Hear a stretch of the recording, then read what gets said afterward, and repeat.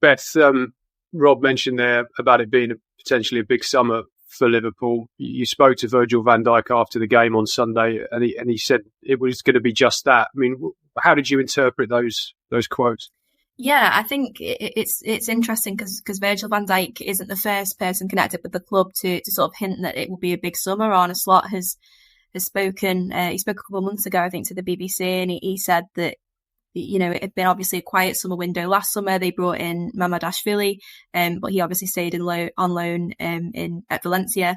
They brought in Federico Chiesa, who has been, you know, he's made just a handful of appearances. So essentially, Slot has been working with Klopp's team basically, and he made a point of saying, you know, we wanted to highlight targets for the summer, and we've done that.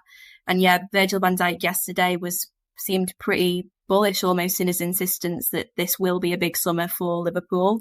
And you would imagine that has maybe played a factor in him wanting to stick around, in Mo Salah wanting to stick around. You know, Salah was quite adamant in his quotes when his contract was announced that he feels Liverpool can be competing for the biggest titles, not just this season, but for years to come. And otherwise he wouldn't have committed his future there. And so you would like to think that they maybe have assurances from the club that they are going to be proactive in the transfer market.